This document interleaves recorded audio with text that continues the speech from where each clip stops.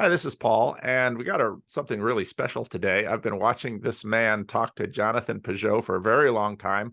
I have to confess, I've never listened to your podcast, although I know a lot of people have. And so I saw your last conversation with Jonathan about nationalism, and I just thought I got to talk to this guy. I really want to hear his story. Bits and pieces of your story have come out through your Sure, yeah. conversations with Jonathan. I also met some people at the Chino event who have spent time with you. So I thought, well, the time has come. So Well, I'm excited to talk to you. I've got two or three of my godsons actually. I have several adult godsons, and two or three of them are pretty good fans of your channel. And so every once in a while, like whenever you'll do a response or something to one of the Universal History videos, they'll be like they'll send me a link. And I have to confess, like there's I'm a pretty offline person. Despite I've been doing things more lately because we're trying to promote the Kickstarter. So I actually like got back on Twitter, which I don't believe in purgatory, but if I did, I feel like this would give me some time off. But anyway, so I actually got back on Twitter kind of for that. But actually I've done a better job kind of curating my feed this time around, and so hasn't been a lot of it really hasn't been that bad. But I generally, because I work on a computer all day for my day job, I like when I'm not working, I kind of not don't want to be on the computer. And so because of this, there's what I've kind of recently discovered over the last few months is that there's like this whole like I think you guys are calling it this little corner. But I think I heard that phrase for the first time like 2 weeks ago. So I'm oh kind of my. there's like a whole kind of like uh parallel universe out there that's attached to Pajot stuff, which obviously I've been following him and talking to him for a long time. We've been doing universal history videos for the last 2 years now, and so it's anyways. So this is neat for me because there's a lot of like terminology that's really neat from an outside, like an anthropological perspective. There's a lot of terminology that you guys use in the way that you talk about things. I'm like, okay, but what's an estuary? So that's actually one of my questions for you today. Like I see this coming up a lot, and I can kind of infer a lot from context, but I'd like to know, specifically what you mean by that. But anyway, so I'm jazzed to be here. Well, we will get there, but first I will do what I always do, which is we have to figure out who on earth you are, and then after we've done that spelunking for a while, you can certainly ask me anything. So, Sure, yeah. uh, tell me about the home you grew up in. Yeah, well, I grew up in a big family. 8 kids. I'm the second of eight. Wow. So, and I grew up in Is your oldest a brother or sister? sister. So Okay, so you're the oldest I, brother. You're the yeah. oldest son. So I have 6 sisters and one brother. So Wow. yes, yeah. So, actually, in a certain way, getting married was a huge relief because I went from 6 women to deal with to just the one. Um, it's a running joke with us, but actually all my sisters are just really lovely people, and I'm really blessed to be really good friends with all of my siblings still, which is not always the case for everybody, even in large families. But we're all still very close, with just a couple of exceptions. We all live pretty close to each other still, and That's even see better. see each other on a fairly frequent basis. Usually 2 or 3 times a month at least. So That's wonderful. yeah, Were you so it's good. homeschooled? Yes, I was homeschooled. Well, Um, let's talk about your parents' yeah, faith then, because this is going to be yeah. interesting. Given all the documentaries and all the smearing out there that Oh, right. Yeah. homeschool children, blah, blah, blah. Yeah. Okay. So, my dad was and is a Baptist minister. And then my grandfather on my mother's side was and is a Baptist minister and missionary. I mean, he's well, he still preaches as much as he can, but he's, in his late 80s and kind of poor health now. But he was a missionary in Taiwan, a Baptist missionary in Taiwan for 44 years. So my mom grew up over there. And so in the home that I grew up in, Mandarin Chinese was kind of like the second language. And it kind of had the effect of growing up a little bit as sort of a third culture kid in a certain way. Yeah, my dad basically was a convert to the Baptist denomination, or whatever you want to call it. He sort of grew up in a split home, so he was Lutheran half the time, Methodist half the time. But then he met my mom and he became Baptist. So that's, it's actually funny because obviously, I'm a convert to the Eastern Orthodox Church. But I'm like sort of familiar with like convert vibes from watching my dad, and so there are like certain things that are great about being a convert, and then also like certain excesses you might be prone to. And but having kind of already like seen that play out, I feel like gives us a little bit of a leg up anyway. But yeah, my parents are lovely people. I still see them pretty often. I'll talk about the homeschooling thing in a second, but I just like, as a preface, to say I had a great childhood. My parents are wonderful Christian people. I don't have any kind of bitterness about any of those things. And so for me, becoming Orthodox wasn't about rejecting my parents or their faith or anything like that, but just for me it was always about trying to build on that foundation. So but yeah, we were Baptist Missionary Association of America, which is a very small denomination, and it's as the name implies, really big focus on missions, especially overseas missions. That was kind of the big thing. And my grandfather was mission coordinator for Asia for many years, and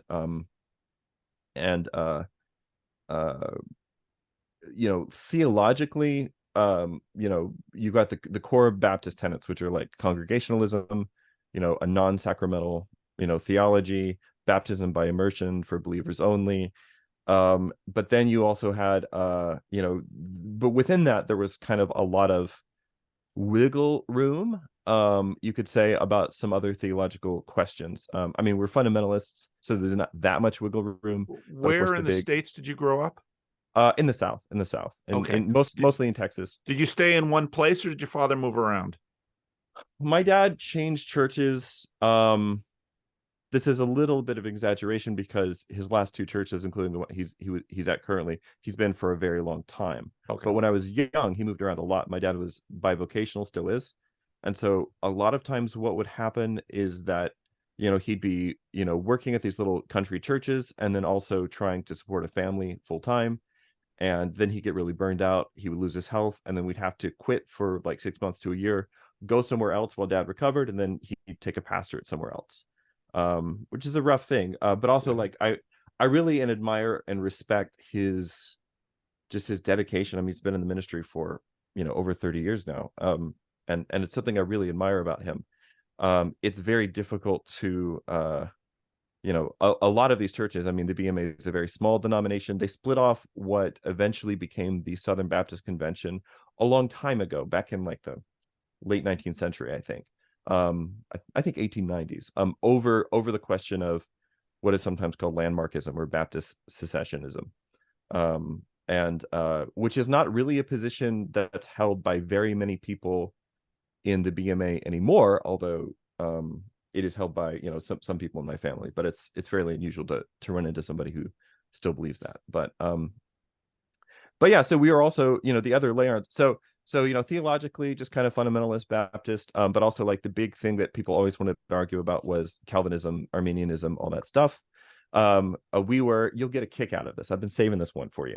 So we were what a lot of pastors that I grew up with, including my dad, would sometimes say that we were 3.5 point Calvinists, which I don't know if you've heard that before, but yeah, so you could go through to total depravity, yes, unconditional election,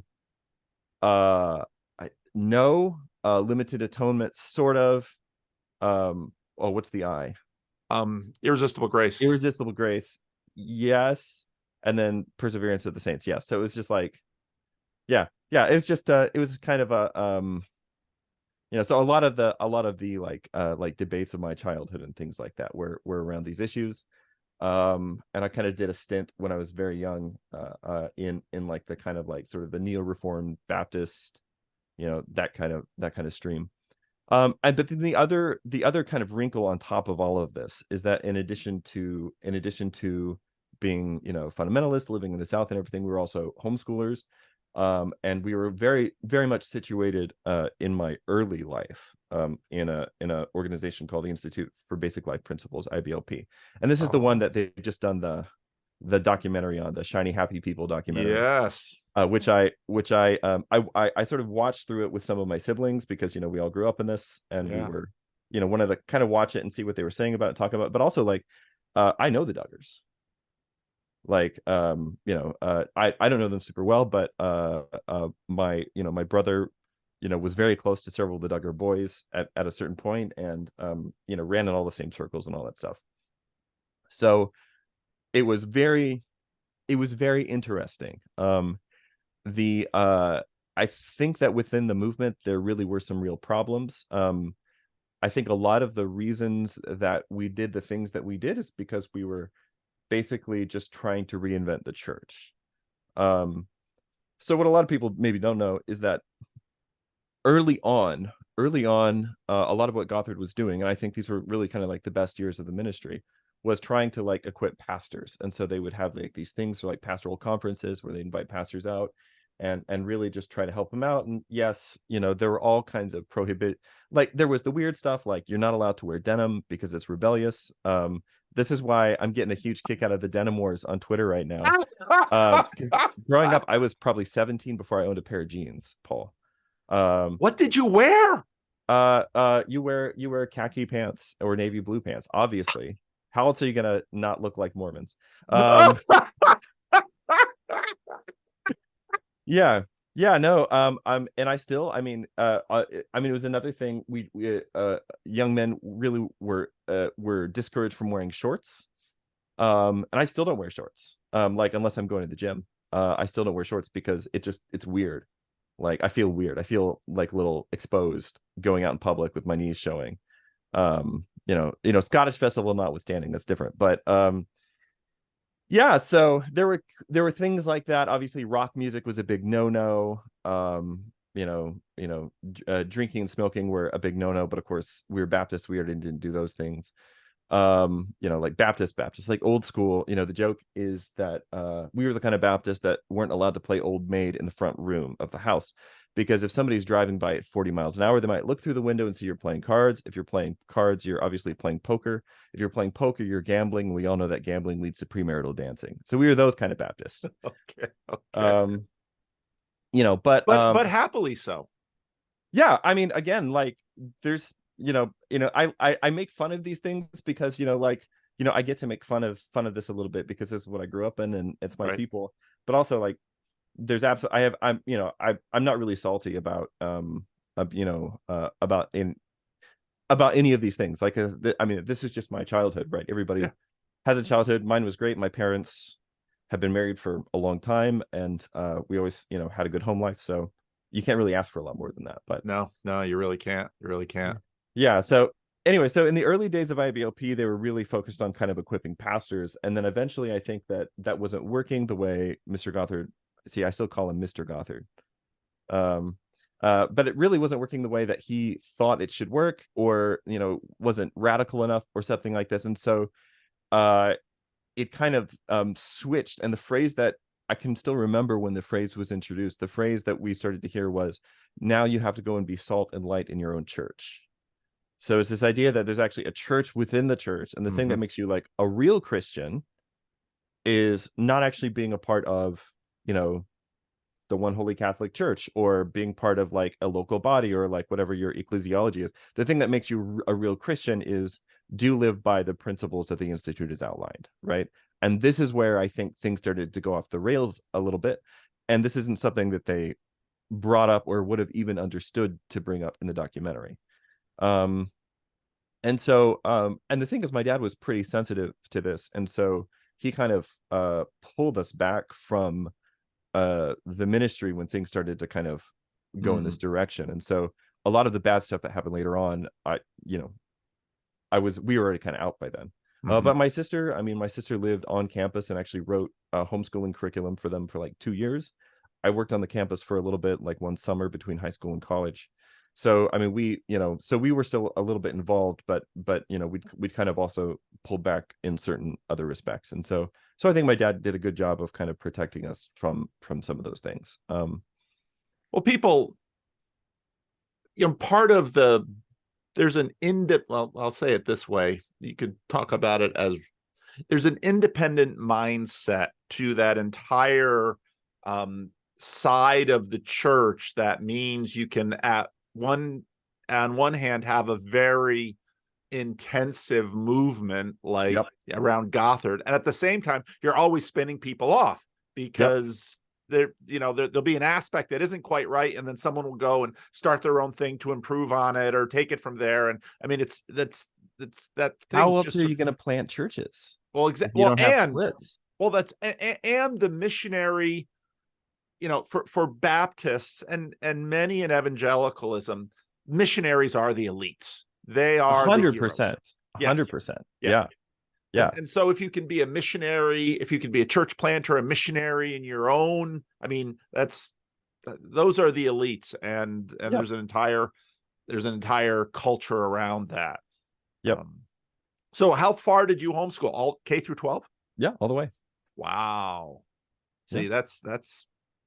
see, again, there's all the status levels too. I mean, homeschool them when they're, did you go to regular high school or Christian school? No, homeschooled all the way through. Yeah, homeschooled all the way through, and actually like finished my undergrad when I was 20. So like it was like I basically just did school for the first 20 years of my life, but it was great. And again, I had a lot of fun with it. I mean, there are other issues. I mean, the other wrinkle in all of this is that I was made a pastor when I was 19.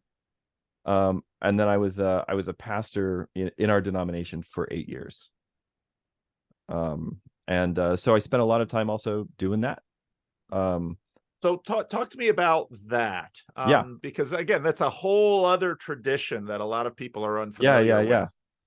So you were one of the things too. We homeschooled our 5 kids, and not all the way through. But homeschooling, I have zero regrets in terms of homeschooling. I think my kids do too, because it was, once they actually got into regular school, they were shocked at just how what of a huge time waste the whole thing is. I mean, they would get through their work in 2 or 3 hours, and then we'd have limited screen time, so they would play in the backyard, they'd read great books. I mean, it was just a terrific thing. Yep. They really enjoyed it, but once some of them started peeling off, then they sort of lost the communal aspect. And like you described, every time my kids get together, they just have a great time together, because they're not only siblings, they're also friends, and they have this shared background. And I have zero regrets for the homeschooling that we did. But I know that pastoring in the Baptist world, I mean, that's often sort of, and correct me if I'm wrong, that's sort of like learning by doing. Yeah. There was definitely a very kind of like strong. So I did go to Bible college while I was going to normal college, and did also do some theological training and stuff after that. But there was a strong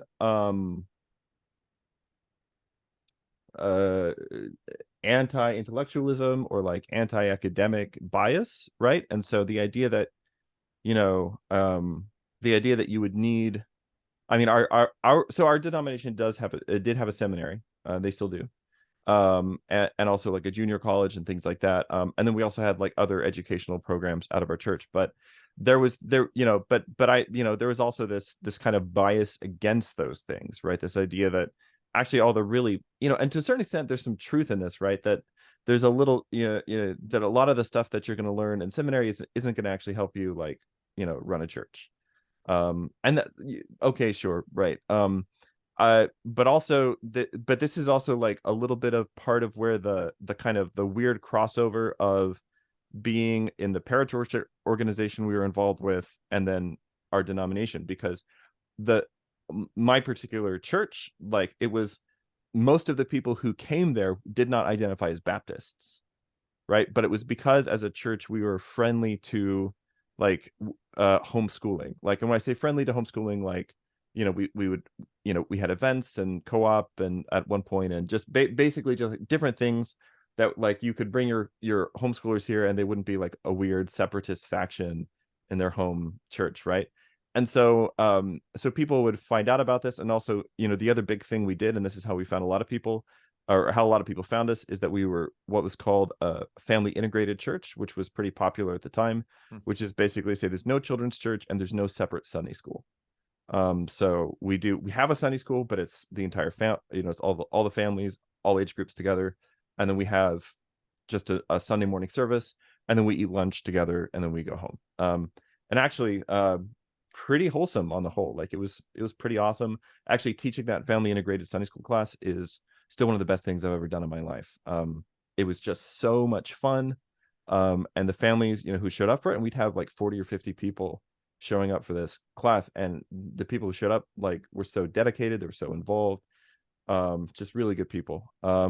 Yeah, and I'm still, you know, that's one of those, you know, someday I'll have to stand before God and, you know, give an account for the things that I've done with my life. And that's one of the things that, you know, like I feel good about it, you know, because, you know, there are things you do as a pastor that are vainglorious, right? And that are, you know, well, you know, like a YouTube channel. Yeah, like a YouTube channel. Yeah.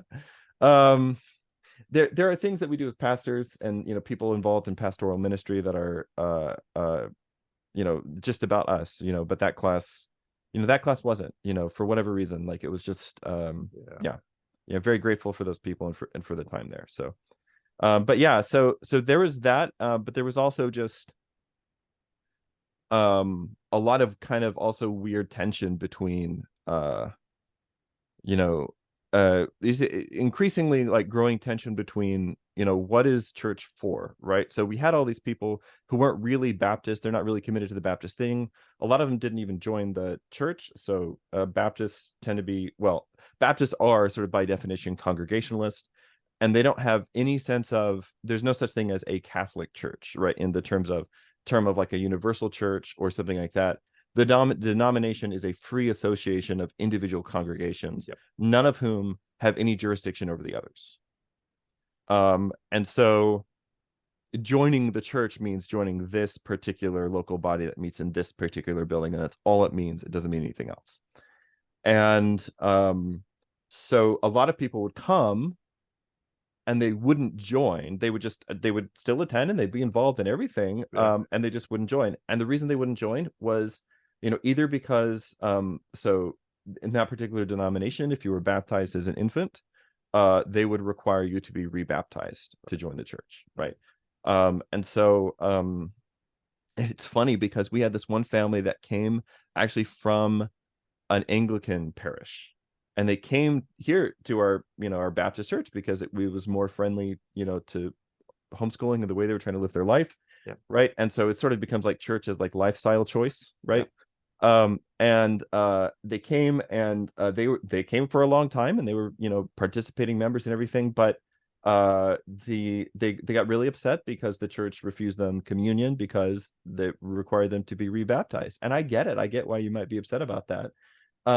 So the funny thing is, last year I'm speaking at an Orthodox arts festival here in the Dallas area, and I bump into that family, and they're like attending this Orthodox parish now. And anyway, I just got a huge kick out of it. It was pretty fun. So yeah, that was the other kind of weird thing though, is that where you sort of run into trouble, you know. So in that last universal history video, we talked about, you know, like these sort of nested hierarchies of being an identity, right, that come through our stories, right? Well, if you get those things out of order, right, that's how you get nationalism. But another way that it can get out of order is if you take this thing, I'm a homeschooler, right, and then you put that over this other thing, I'm a Christian, right? And so then everything that it means to be a Christian becomes about trying to find this sort of homeschool identity. So actually, in a room full of, you know, let's say 100 people on a Sunday morning, almost no two families believe any of the same doctrine, right? Sure, everyone agreed on the Trinity, but beyond that, you know, you got people who are like diehard Reformed. You've got people who are sort of low-key Pentecostal. You've got people who are like Hebrew Roots movement. You've got people who are like Wesleyan. You've got all these different people from all these different backgrounds, and they don't agree on basically any essential doctrine. But the thing that they're united by was we're living, it was a particular lifestyle, right? We're trying to like have traditional families, but without traditional Christianity. And so this was kind of like, this was the tension that I kept butting up against. Um uh and one of the weird things that this affected is that people wanted people didn't want you to preach on doctrine. And the way that they would express this is to say that doctrine isn't practical. Right. And so for instance, almost every time that I would preach a sermon on the Trinity, I get complaints. I get complaints from the other clergy at the church. I get complaints from, this doesn't affect the way that anybody lives their life. And what we need to focus on is stuff that's going to help people be better parents, right? That was basically, so like every sermon had to serve that. And this is not a Baptist thing now. This is just this subculture, right? Right. But everything has to serve that. So like if you do a sermon on here's how you get your finances in order, or you do a sermon on here's how to raise your kids or discipline your kids or something like that, people are all about that sort of thing. But if you start talking about doctrine, right, the Trinity or soteriology, something like this, well, that's not practical, right? Because it doesn't actually affect the way that we live our lives. And so there's kind of this disconnect. And in my last few years there, I just kept butting up against this more and more. That has something to do with how and why we became Orthodox. I don't know if you want me to keep going or you want to. Well, talk to me a little bit about, Yeah. So your father was bivocational, and Yep. you said you were pastoring. So were you also bivocational when you're pastoring? And what kinds of churches did you connect with? How did you connect with those churches? What did that relationship look like? So I was always bivocational, and that it was always just the one church. I was at the one church for 8 years. Yeah. And it was a BMA church within the denomination, and but also kind of like, this polyvalence with also this kind of the conservative homeschooling movement. So yeah, obviously, like we had connections with other churches in our denomination, but honestly not that many. We'd send people to like the annual assembly or whatever, which is basically just talking about missions being like the super Christians, right? Yep. Well, in the BMA, the annual assembly is basically a big missions conference, right? So it's kind of like raw missions, and maybe they have like a little financial stuff to do, but there's not really like a lot of pooled finances in that denomination. So there's yeah. How old were you when you married? 20. Wow. Yep. It's pretty young. Yep. Well, the story there, I like telling this story because it's good, because it's cool. But so I met my wife when I was 10 years old, and she was 14. Now, when you're a 14-year-old girl, you don't notice 10-year-old boys. So she has no memory of this. She has no memory of this. But when you're a 10-year-old boy, you definitely notice 14-year-old girls. And I can still tell you exactly where I was standing in the Fellowship Hall of Community Bible Church in Irving when I saw her, and I just said to myself, I'm going to marry that girl one day. And basically, I spent the next 10 years of my life trying to make that happen. And so that's why I like blitzed through school and started a career and all this stuff just to get to where I could support a family and ask her to marry me and all that stuff. So, and mission accomplished. So, some people know I'm really big on the Divine Comedy. Of course, Dante, like he has his he meets Beatrice at about the same age, right? Or doesn't really meet her, he sees her, right? And then of course never seals the deal. In fact, at one point, Dante's behavior with other young women, this is when he was like a teenager, his behavior with other young women in Florence was so bad that at least by the standards of the time, that Beatrice refused to even like talk to him in the street. So and of course eventually they meet other people, and then she dies when she's like 24. So like the Beatrice in the poem is not really like, it's not based on the personality of the historical Beatrice, because they were never like friends or anything, but she's this idealized vision of divine love essentially. Anyway, so my point is I'm better than Dante. That's all I'm trying to say. Because I got it done. He may be the greatest poet that ever lived, but I got the girl, so you be the judge. That's very practical of you. Yeah. Now tell me a little bit about what you were able to do homeschooling, because did this love, I mean, like my kids, when they were homeschooled, they could read books. They could read great books, and we Yeah. filled our house with great books. Yep. And that was part of the joy of homeschooling. It was like, have at the Yeah. library, kids. Yeah, this is how I got to be the person that I am. Growing up almost at the house that we lived in for most of my childhood, or not even most of my childhood, but like the most formative years from like 8 to 12, which is like, at that point your personality is like set, I think. Not always, but in my case anyway. In that particular house, almost all the books in the house were in my room because I was the only boy for some of those years. My younger brother is a lot younger than me, so for a long time I was the only boy, so I had my own room. And so which meant that if there was anything that there wasn't space for in the rest of the house, it went in Richard's room, right? And so so I had all these bookshelves with all of my dad's books, and my dad's books were like mostly works of theology, Right. and then my mom's books, which were mostly like great book sets. And those were things that she'd brought into the marriage. My dad's never been big on fiction or things like that. This is, sometimes been kind of a pressure point between us, because obviously, I love fiction. But so basically we had like all the theology books, and then all the great books like the Iliad, the Odyssey, Paradise Lost, etc. is all in my room, and I could just read as much as I wanted to. And that was basically, that was my early childhood. Obviously there was schoolwork to do, but as you mentioned earlier, like, for basically until I got to high school, schoolwork for me was usually done by 12 o'clock. Well, then what are you going to do? You're going to play outside, you're going to build Legos, you're going to read. That's what you're going to do. And I played with neighborhood kids and things like that as well. But yeah, so I had a couple of like really early like liminal experiences in this regard. When in that particular house, there were like these like side attics, like not the big attic upstairs, but like the side attics that were used because it was like an A-frame house. And so there were these side attics where the previous owners had just like left a lot of junk or whatever. And so I would go in there and rummage around in it. Now this could have gone really bad. But in my particular case, it didn't. I found like this box of old magazines and books, which again could have gone really bad. Got really bad. These magazines hidden up in the attic. Right. This could have gone, but it was just like a bunch of like old Reader's Digests, and then a yellowed set of paperbacks of The Hobbit and Lord of the Rings. And so like very like OG, like original paperbacks. I don't have them anymore because they literally just fell apart. But yeah. But I took them downstairs to my mom and I was like, hey, can I read these? And she's like, yeah, those are great. You'll like this. And so that was how, I got introduced to Tolkien around the age of 8 or 9. I am a naturalized citizen of Narnia. When I say this, I literally mean I don't remember a single time in my life when I wasn't reading Narnia books or hearing them read. Probably hasn't been a single year of my life, from childhood to now that I haven't read Narnia or had somebody read it to me.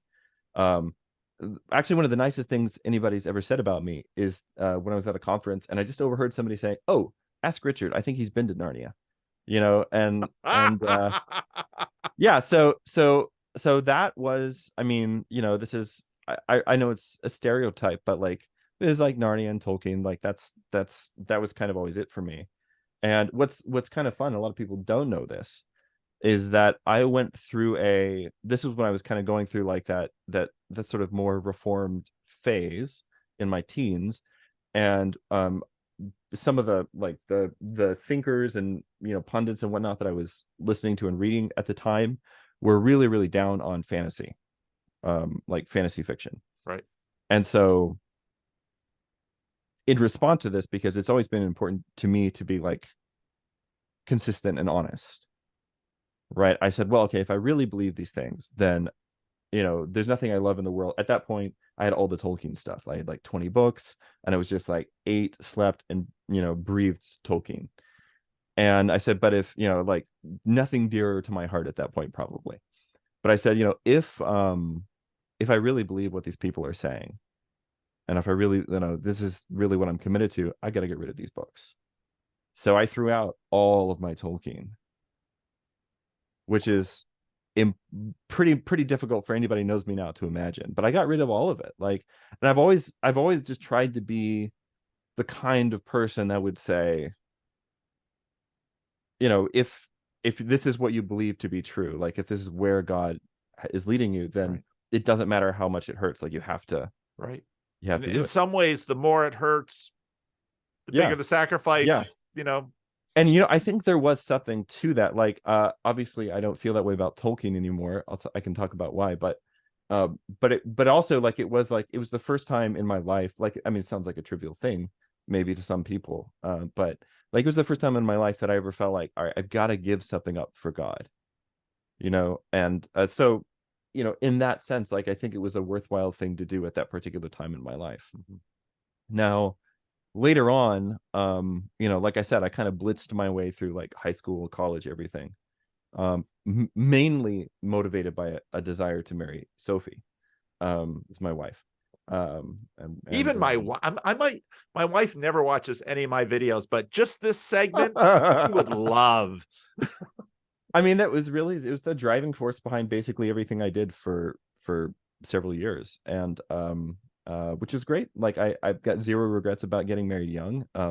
We have 5 kids now. Life is, beautiful, difficult as it is when you have 5 kids, but really beautiful. Yeah. But I kind of, so I blitzed through all of this, and basically is like, all right, I finished school, I've gotten married, our first kid is on the way, and I'm sitting at my desk at a pretty good job and a pretty good career, and years and years ahead of where I'm supposed to be, and I'm sitting there and realizing I feel so empty. Like Wow. even though like everything in my life like has happened the way it was supposed to happen, Yeah. beautiful, all this, but just like sitting there and just feeling like really dry, and also just like really spiritually dry at that point. And this is even why I was in ministry. I mean, I think people who haven't been in pastoral work don't always understand like how often you just feel dry, right? Because you spend a lot of time giving to other people, listening to other people's problems, trying, preaching, putting a sermon together, things like this. But then like it's hard to actually go back and fill the tank. And I mean, this is a little side note, but I can always tell when like a preacher has stopped reading, because they'll start repeating themselves in the same ways, right? Like they're not getting any, like there's no fresh content coming in, so you just kind of become like this backwater, right, where you're just kind of saying the same things over and over again. But anyway, so I was sitting there and just kind of like sitting there thinking, praying about this at my desk, and I just thinking back to the things that had really brought me beauty and wonder as a young person, and kind of thinking back to Narnia and Tolkien and things like this.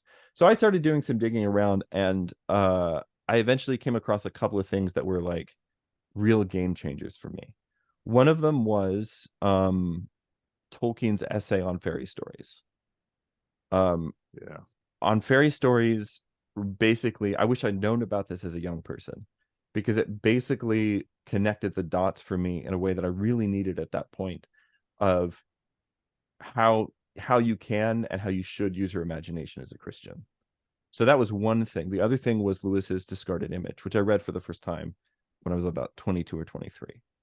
And the Discarded Image was just this beautiful revelation of that actually, I mentioned kind of the anti-intellectualism that was really prominent both in my denomination, but also in that kind of homeschooling subculture that I was a part of, which is weird because like one of the things that we prided our way on, like ATI, so that's the homeschooling sub part of IBLP, like their motto was showing the world a better way of life, right? So the point was that if you raise your kids this way, then they're going to be so much more successful by all of the world standards that the world will have no choice but to convert, basically.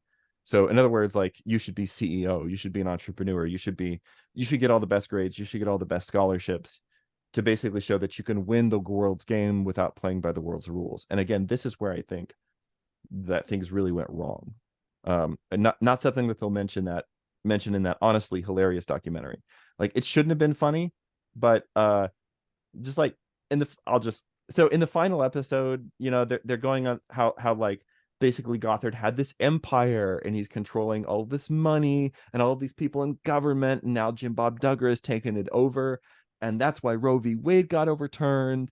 And like, I grew up with these people. I cleaned the carpet in Mr. Gothard's office. Okay. If you think for a moment that these people are organized enough to pull off some kind of like coup d'etat,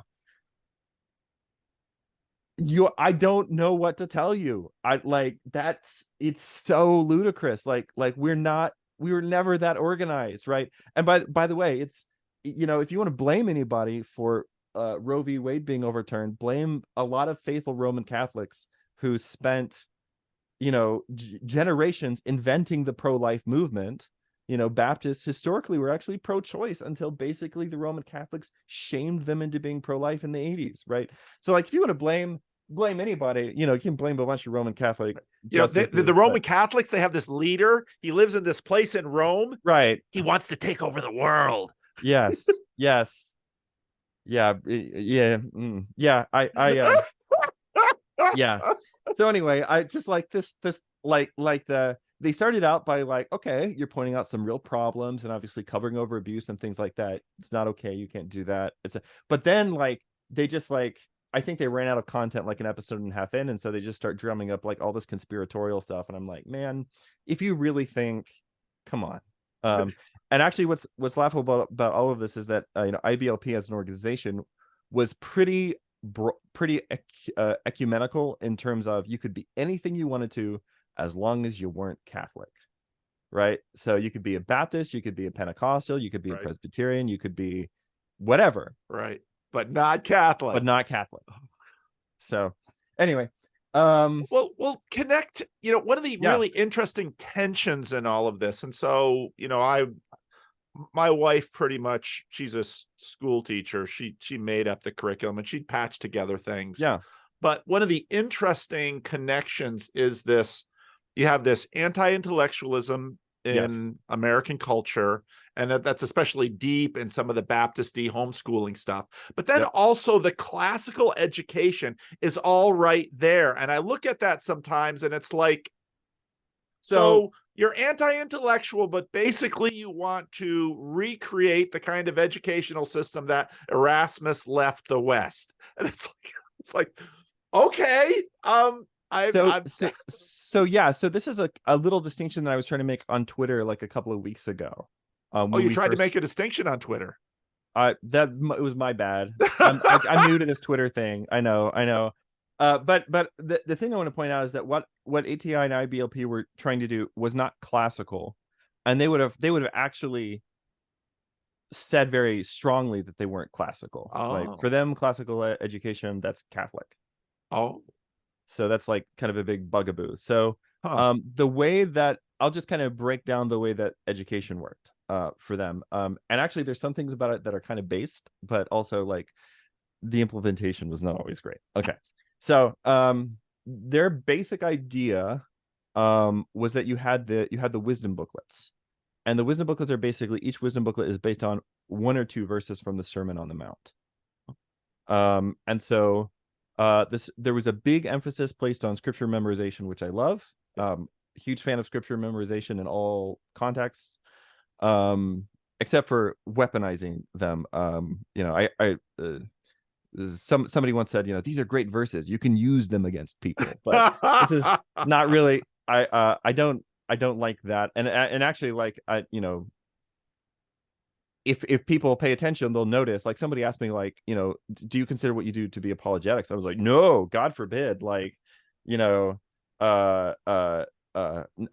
have a lot of like, I just don't have a big taste for apologetics, and I don't think it's not a very orthodox way to evangelize people. But anyway, so so a lot of focus on scripture memory, and specifically on memorizing the Sermon on the Mount, which is something I did when I was very young. And I still have it. I mean, it's great. Actually, it's helpful because we sing it in the liturgy. So it's so basically, so Matthew chapter 5, 6, and 7. So that was the curriculum. And then we basically have what were called wisdom booklets, and these are like 40, 50 page, maybe, yeah, that's about right. 40, 50 page, like a booklet. And then it has a curriculum. So it tries to take a single verse from the Sermon on the Mount, and then around that spin all of your subjects. So, and not like the 7 liberal arts or something like that, but like whatever they consider to be subjects by basically the like just the modern education system, the way that subjects are broken out: history and geography, math and science, and so on. And actually here, I just, as a little aside, something that really helped me kind of process growing up in IBLP was this.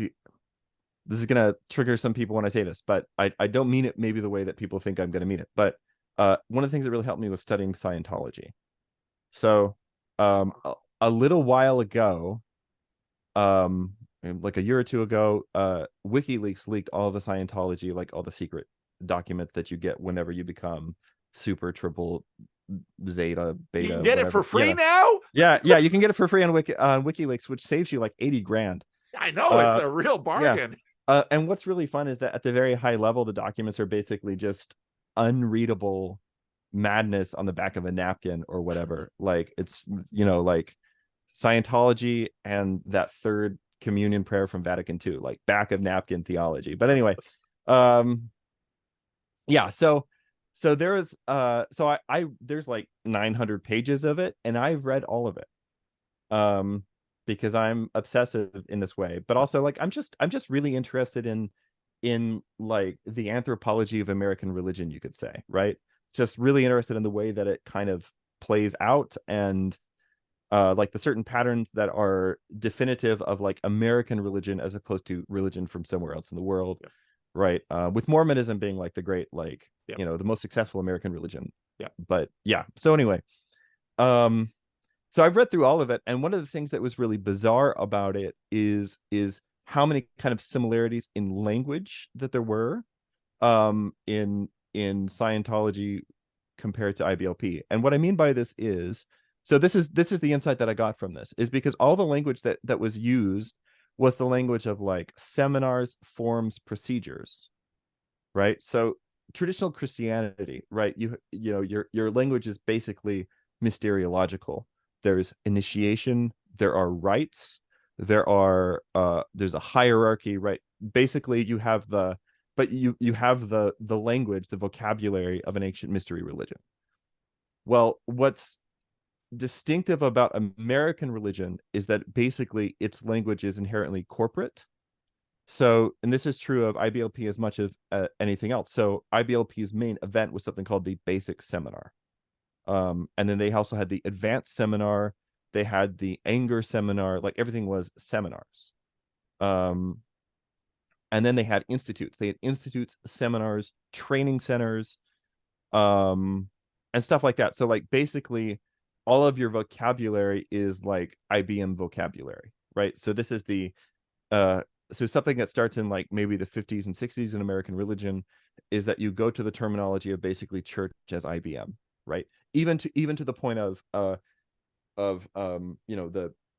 the uniform that everyone is expected to wear. So there's a joke for people who are programmers, as I am. It's my day job. For people who are programmers, that it's a syntax error to say the word Fortran if you're not wearing a blue tie. Some people out there will understand that joke. Mostly people of a certain vintage, I guess. But I learned Fortran in college. There you go. So. There you go. Right. But that was like the big IBM programming language. Yep. But like there was a long time where if you were an IBM employee, you had to wear a suit, white shirt, blue tie, right?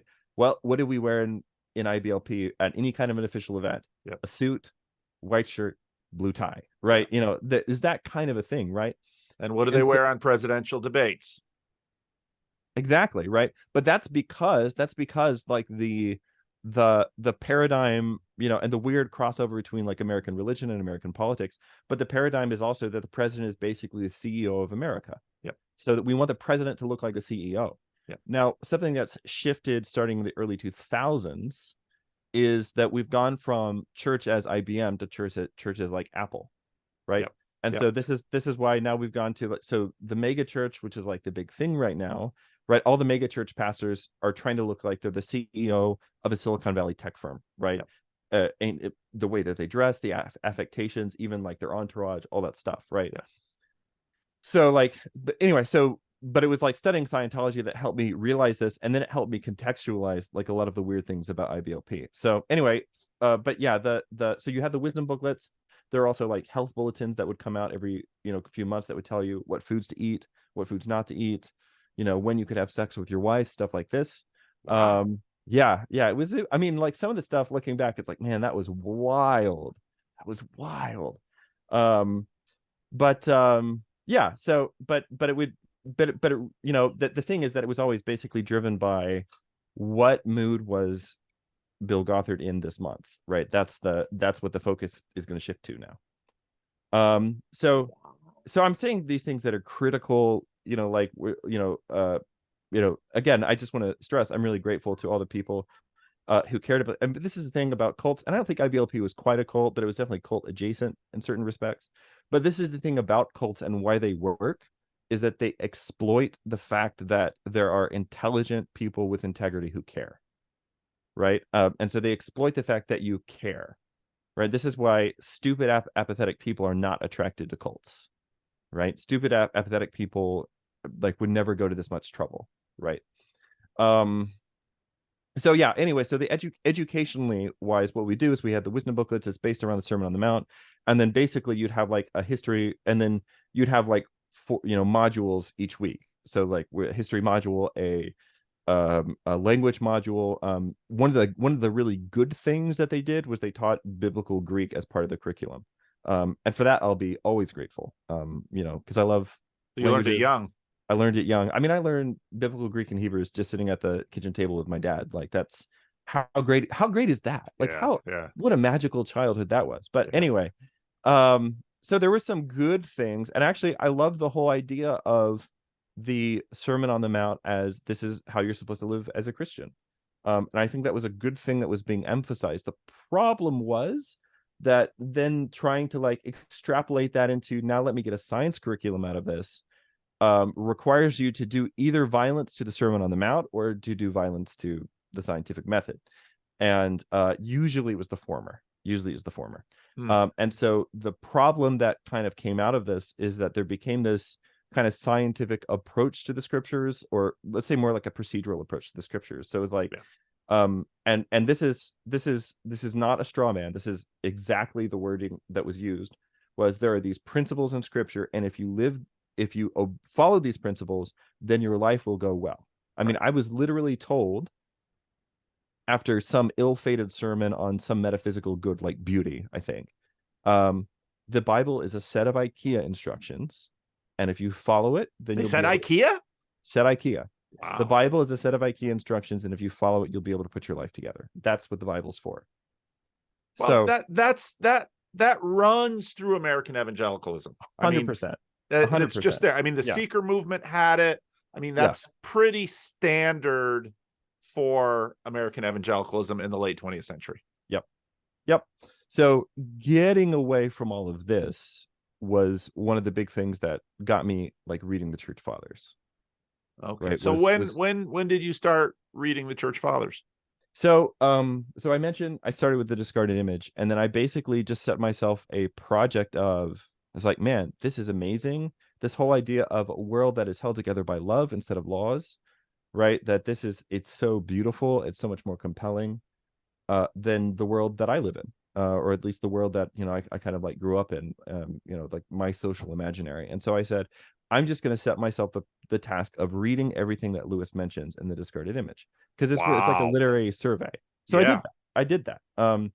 And fortunately, reading ancient texts, mainly the scriptures, but other things as well, growing up, kind of like primed the pump for this, so it wasn't hard to get into that literature. So I just read through everything in the discarded image, and this just opened the world of the Middle Ages up to me. And Lewis says that if you can read and love Boethius's Consolation of Philosophy, that you've become a naturalized citizen of the Middle Ages. Interesting. And so that's kind of what happened to me. And then of course, like, well, once you if you read a bunch of medieval literature, you're sort of like arbitrarily picking, here's a 1,000-year period in the middle. And well, then why not go back a little further, right? And so one of the things that kind of came up in the middle of all of this is that I kind of met and really fell in love with medieval Christianity. And in this case, like medieval Western Christianity, the Eastern stuff wasn't as available to me at that particular time. But I really fell in love with like medieval Western Christianity, and specifically the whole idea of the sacrament was like, this was like the missing piece for me, that I and like when I hit that, I was like, oh, this is the hole in my life. This is the thing that's missing. And so I started trying to figure out like, how do I reconcile this with being a Baptist? So I bought a bunch of books on, you know, why you can be a Baptist and also love, you know, the ancient church and tradition and stuff like this, and kind of like played this game with myself where I was like a closet Thomist at that particular point in my life. And then I'd get up and I would preach a sermon, you know, on like, you know, the Trinity or something like this. And you know, some people would be really upset, other people would like really love it, but nobody would know why. They wouldn't know why they were upset by it. They wouldn't really know. confused those people. I know. Well, I'm getting to that. So like, because we wouldn't know like why, we wouldn't know like you know, why we were upset. People were upset by it, didn't know why they were upset. People who loved it didn't know why they loved it, right? But really, you know, I was just talking about like, here's like traditional Trinitarian theology, and or you know, something like that. So eventually, you know, that the sermon that really broke a lot of people was actually on the incarnation. And it was just like, okay, what's all this stuff about Jesus? Like, why do we care? Like, Jesus died to pay for our sins. Like, why does it matter? What more do you need to know? Why really? does it, right? That is literally what somebody said to me. It's like, why does it matter if he like assumed our nature? Or like, whatever, like, who cares? You know, he paid for the sins. That was the thing, right? So yeah, so I'm kind of like working through all of this, and as you said, kind of confusing people, but actually a lot of people are also like, it's like it's filling a hole for them too, that they didn't know that they were struggling with, right? And so this kind of leads to a couple of things. One is, you know, the way that communion is practiced in that denomination is that it's celebrated once a quarter. Celebrate is really too strong a word. So it's every fifth Sunday. So if you have a month with 5 Sundays in it, arbitrarily that's the day you do communion on. Oh, but communion is crackers and grape juice, right? And it's not its own service. It's just tacked on to the end. So you have a sermon. And when I say we had a sermon, we had 90-minute sermons. Like, wow. I preached 90-minute sermons for years. Like, that was just a normal thing in that denomination, especially in our kind of little subculture. Because the sermon was the main event. So we sing like 3 songs, and then you get a 90-minute sermon. And then after that 90-minute sermon, every 5th Sunday, if we remembered, because sometimes people just forgot to bring the stuff, we would have communion. And when I say we would have communion, I mean that somebody would stand up at the front with the crackers and grape juice and say, nothing is happening here. We're not like the Catholics. Don't think anything is happening. And then they would read the institution narrative from 1 Corinthians. And then everybody would eat a cracker and would drink the juice. And that was it. Well, as I'm becoming like more and more acquainted with the tradition, and, you know, especially through medieval Christianity, and then through that, the early church fathers, as I'm becoming more and more acquainted with the tradition, this is just grieving me more and more and more. And this is also the time that I'm getting interested in classical education, which everybody's telling me, hey, don't go down that road, you'll end up Catholic. I guess they were sort of right. But they should have stopped you at Lewis and Tolkien. I mean, should have. Yeah, well, I think even like Tolkien was like too far. Like, and I had somebody tell me that. I was like, you know, Tolkien was a Catholic. If you read him, you're gonna end up like one of these horror stories that we've heard about. You know, these people. Yeah. Well, I did. I'm now the horror story. You are the cautionary tale. Yeah, I am the cautionary tale. But anyway, different one from the Duggars, but there it is. Yep. So I'm going through all this stuff, and I'm just becoming more and more grieved by this, and everything kind of comes to a head when we're at a service at my dad's church, and he's officiating, and he goes through this whole thing, and I'm gonna share the story and just preface it by saying I deeply love and respect my father, right? And this is not an area that we agree, and we're sort of, you know, we still have to be father and son. So but he gives a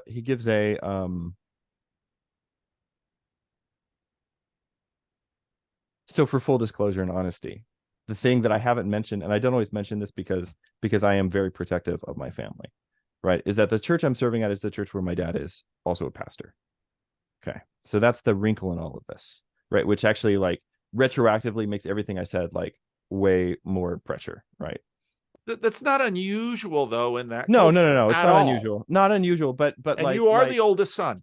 yes. And there was basically this expectation that we're going to hand off the church to you. Right. Right. This is what's going to happen. Which is very common. Yeah. So we're there at church and my dad is officiating. And he gives this 15-minute spiel, that he's always given. Nothing is happening here. We're not Roman Catholics, et cetera, et cetera. And I was so grieved that particular day, I didn't even partake. I just felt like in good conscience, I couldn't do it. And we're getting in the car to go home. And my oldest daughter, who was like 5 at the time, says, "Daddy, why doesn't Granddaddy believe in communion?" And this was like the point where I kind of looked at my wife and I just realized I don't know what we're going to do, but we can't stay here because we're not being honest to the people that we're supposed to be serving, who are under the expectation they're coming to, a Baptist or at least a Protestant church, right? We're not being honest to the people we're supposed to be serving. We're not being honest to our kids who are, when we read the Bible with them, and I've always read the Bible with my kids, when we read the Bible with them at home and we explain it, what they're hearing is different than, yeah. So at this point, I have no idea what to do. Just had no idea what to do. And this is about the time that, through a series of events, God brought some really wonderful Orthodox people into our life. And that kind of, the man who's my godfather now, we'd gone over to his house. And it's funny because when I first met him, we were going to actually what is it? Like a sort of like an internship at a classical like Charlotte Mason. So what we do is something called Charlotte Mason Education. Is what we do with our kids. Some people out there will be familiar with it. And I mean, it's a great books education, but it's also more than that in certain senses. Actually, one of the things I love about it is there's something called narration, which is actually what I'm doing for you right now, which is whenever you read something, then and it starts when you're like in kindergarten, but when you read something, then you come away and you synthesize it by putting it into your own words. And so eventually, as you get older, that turns into writing. But early on, it's just verbal narration. And that's one of that and nature study and some other stuff. But the thing that we love the most about it is the way that it deeply emphasized the personhood, the full personhood of the child, which is something that I had really, there are some like bad takes on classical education that are like, that don't really do that. They're like, oh, well, right now your child is basically a parrot.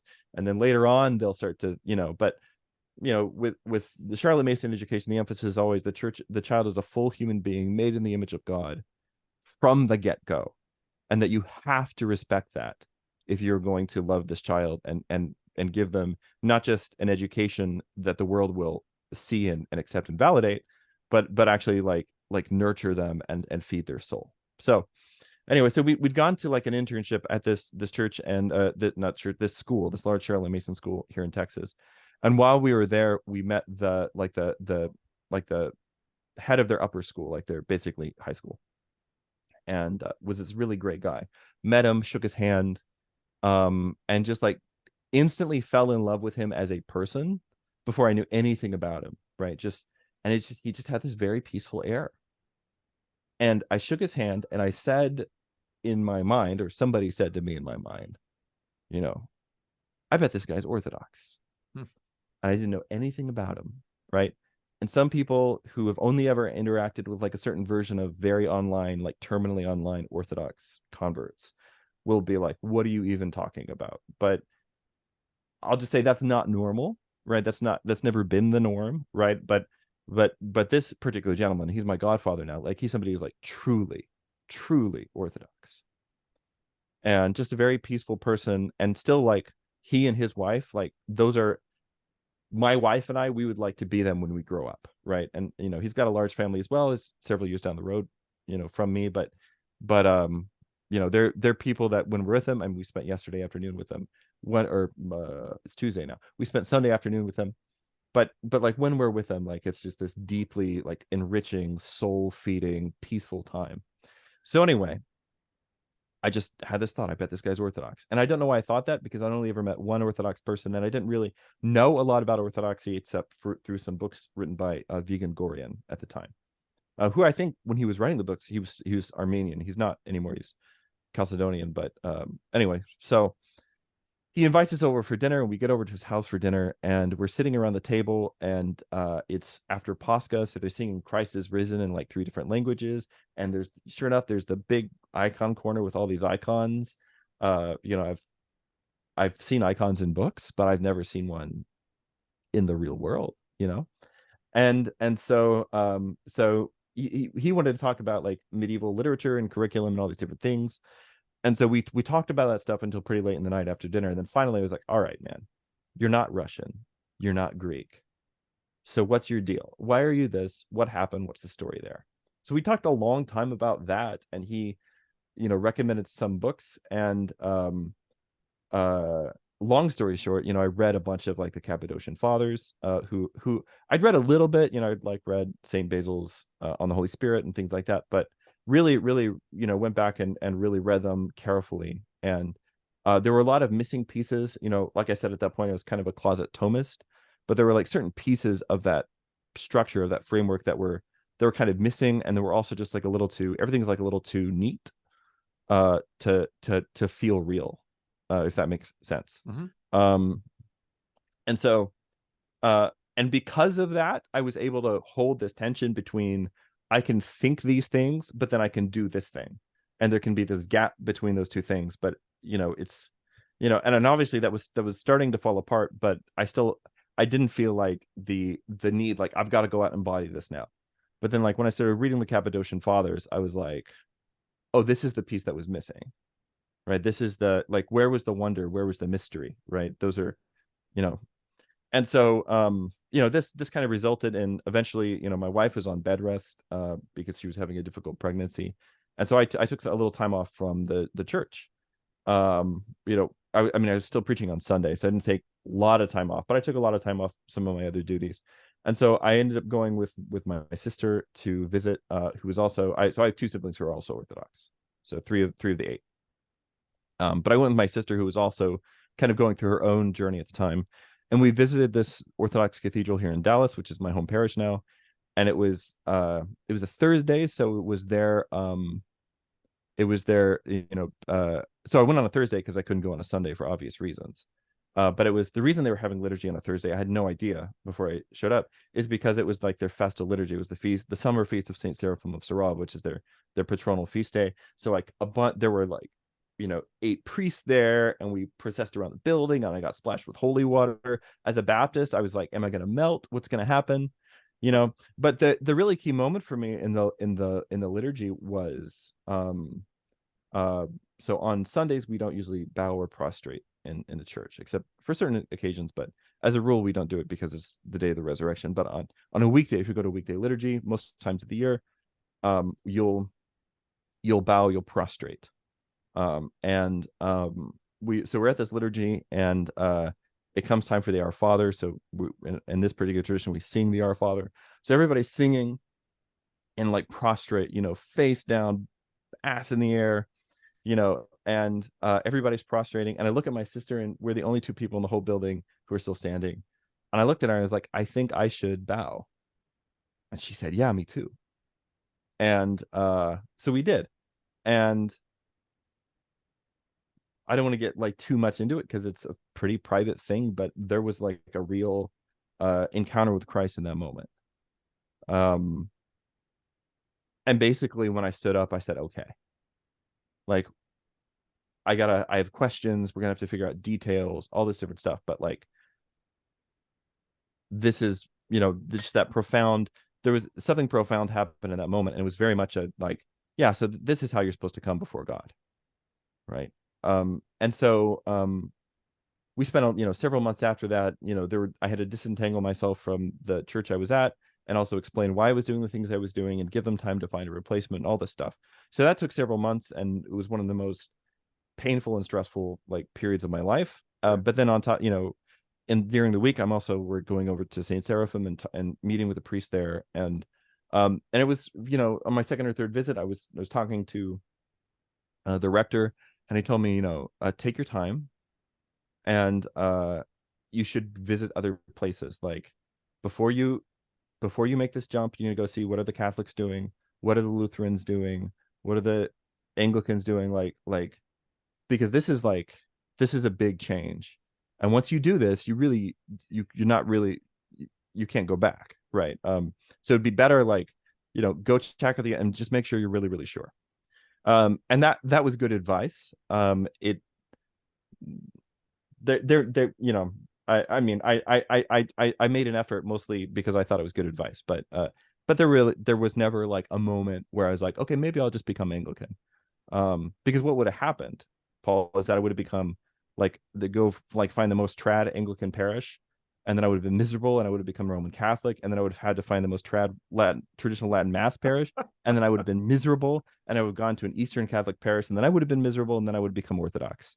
So I didn't want to drag my wife and kids through like 6 different parishes, and so just skip to the end. But anyway, I know you didn't want my whole conversion story or whatever. No, but I did want that. I feel like that's an important piece of like the puzzle in all of this. Yeah. Is that for me, it was mostly just becoming honest. Right. So like I've got this world that I love and these things that I believe, but it's all in my head. Yeah. But eventually, like if you don't actually like embody the things that you believe, then you're being dishonest. And like I get different people in different situations. I'm certainly not the kind of person that will say, all right, Paul Vanderklay, if you don't become Orthodox, you're going to hell. Like this is not my deal, which should be obvious to everybody. But for me, it was just, being in a position of trust, being in a position of pastoral care. Yeah. Right. And just kind of realizing, okay, I could, and I know people who did and still are. Yeah. Right. Still just trying to like juggle that. But I was like, but part of me was just like, all right, this is only going to get harder as I go. Yeah. And they're about to like hand over the reins, and I'm gonna, we need to stop now. Yeah. Because so anyway, but all of that is kind of, it's all tied up in that whole education thing, like in ways that are difficult to express, because it's sort of, when you're sort of saying, all right, we want the beauty and the fruits of the Western tradition, and we want all these things for our children and for our family, but then like you're gonna go read Augustine and then be like, oh, but Augustine was a Catholic and he's probably not a Christian, but you got to read him because it's part of the Western like. And I know that's not what everybody does, but there's always this weird tension, and it's weird how often it comes up. There are definitely people in the classical education world, which I'm pretty heavily like involved in, at least as a practicer, because I have 5 kids I'm trying to educate at home now, but also as a spectator, but I do some speaking and writing and things like that as well. And one of the big things that often comes up is that people who are uncomfortable with these aspects of the tradition will sort of say, well, actually classical education is just a method. You don't need the Iliad and the Odyssey or fairy tales and fables or whatever. You don't need those things for a classical education. Instead, it's just a method, but you could replace those books with some other books and you get the same result. And to me, this is like this, and this is surprisingly prevalent. Really? But to me, this is like very, very much associated with that kind of instrumentalist approach to the scriptures, where it's just sort of like inputs, outputs. That's what we're, that's what we're getting here. So I talked a long time. So no, it's great. That's why I want to have you on. People here I got lots of talk on the internet. They don't have to come here to hear that. How long ago was that? We started the process of converting 6 years ago. Okay. Yeah. I think that's right. Okay. Yeah. It's 2 children ago, however long that was. This is how I mark my life now. I completely understand. Pregnancies and childbirth. But yeah, completely understand. Yeah, 2 kids ago. Yeah. Yeah. And and now, I mean, obviously tell me about starting your podcast. Again, I have to admit, I've never listened to your podcast, but is it still ongoing? Do you still do it? So the podcast is called Amansul, as Orthodox Christianity and Tolkien, basically. And it was actually started by Father Andrew Stephen Damick from Ancient Faith Radio. And then he had me on as a guest at some point because I was, at that point I'd been Orthodox for a few years, and I was involved in like the online circles and things. And I'm by training, in the middle of all of this, I was also doing a master's in medieval literature and language. So, which was basically because I was like, well, I'm reading all this stuff anyway, I may as well, read it with people who know what they're talking about, right? And so, so anyway, so knowing that I was a philologist and all this other stuff, he said, well, let's have you on the show. So I came on the show, and then he asked me basically to start co-hosting. So basically right now I do an episode, he does an episode, and sometimes we do episodes together. But so I'm doing that, and it's basically just me going down the nerd rabbit hole on Tolkien. So if people are into that, they can listen to that. But actually the thing that is the most popular that I do is the Universal History series. Yeah.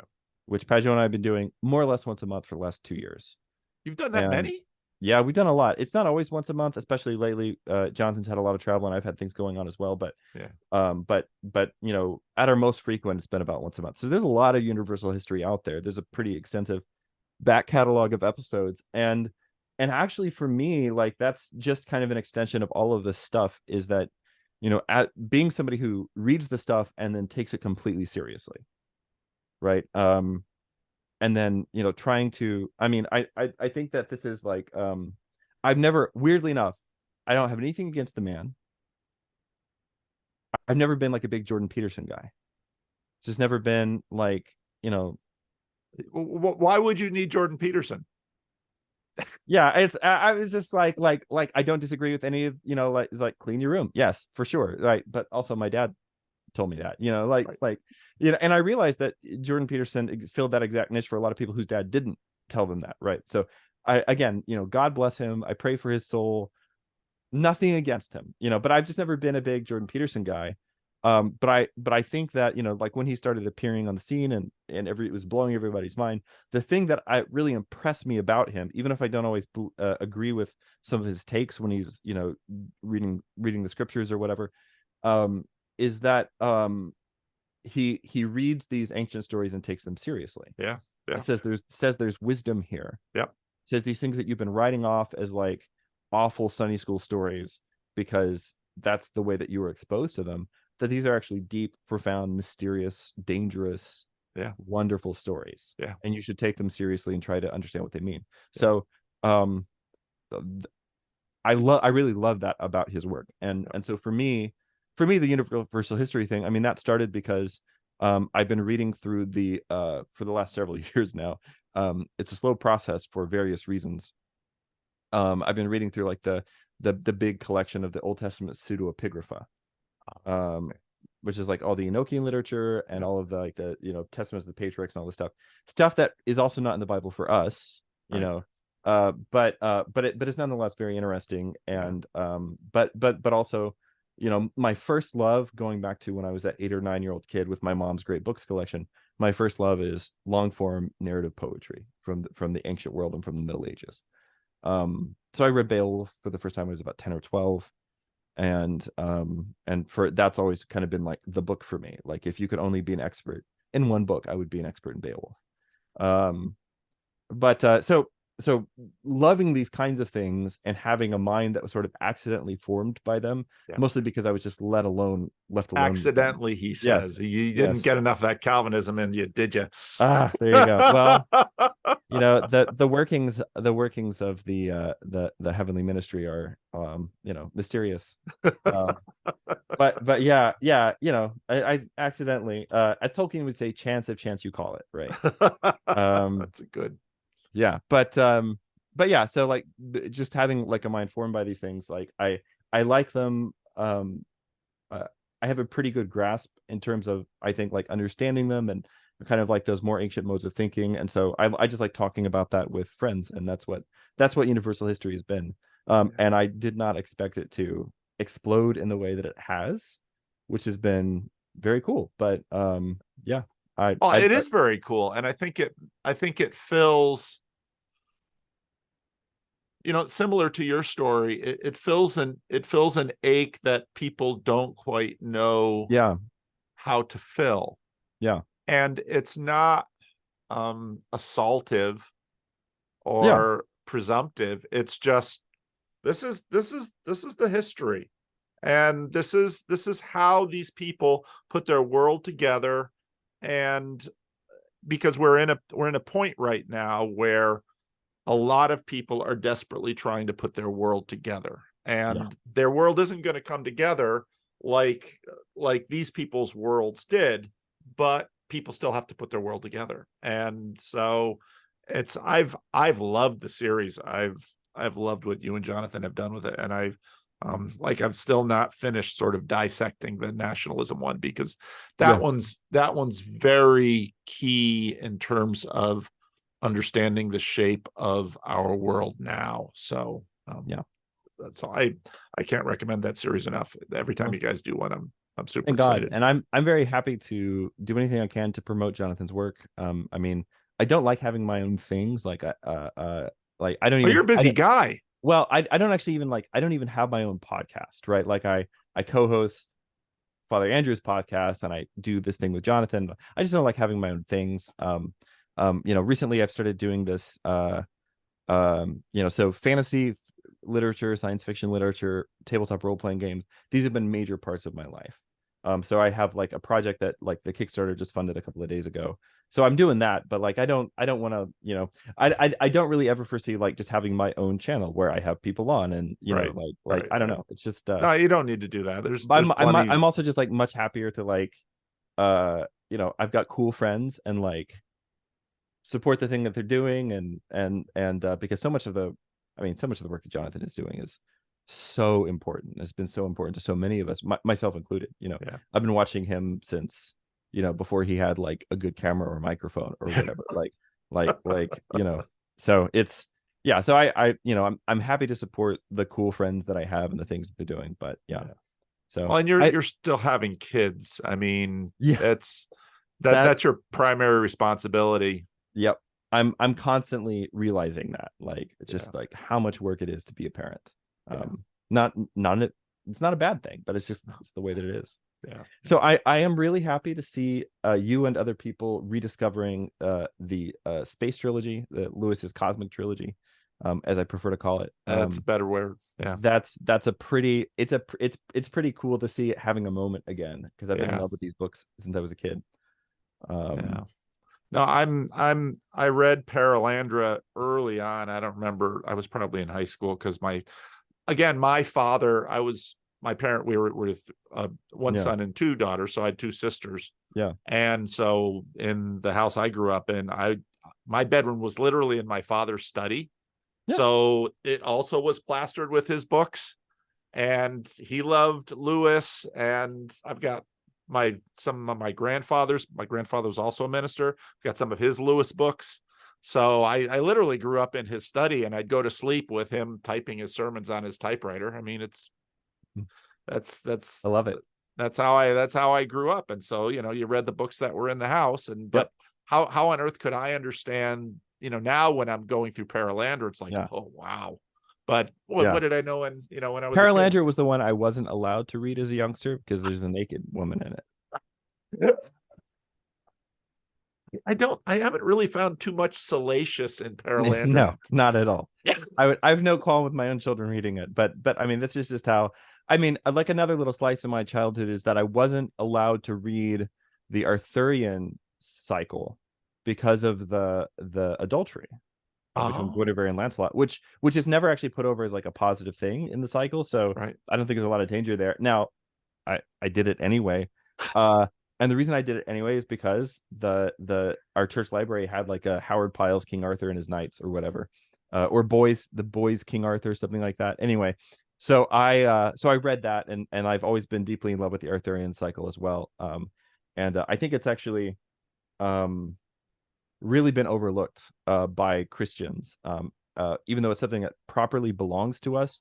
Most of the newer takes and rewritings and things like this have been pretty strongly anti-Christian and trying to sort of recast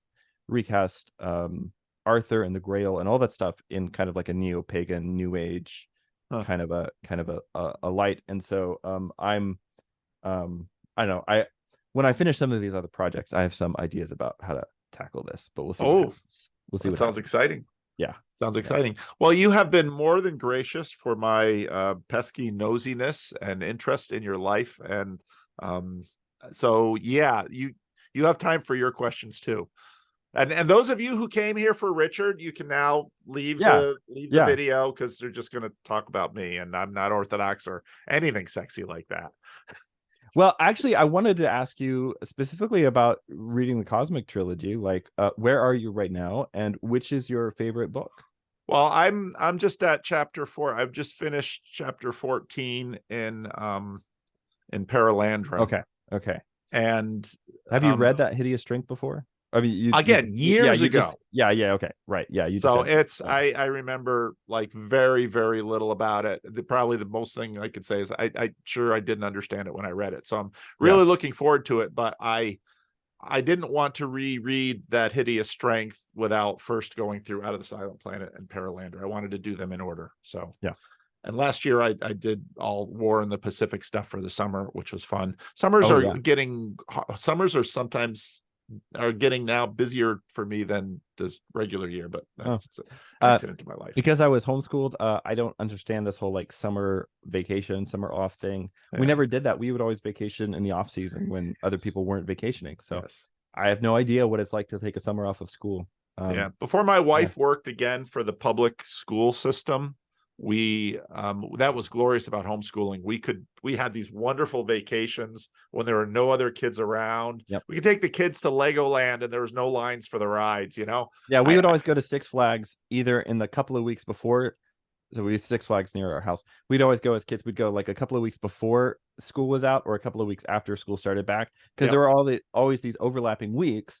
And actually our local Six Flags still has like a homeschooler day, basically just to boost. I mean, homeschooling is not, when my parents started it was pretty countercultural, but in North Texas it's totally normal now. Like lots of people do it, even secular people do it. It's not a weird thing.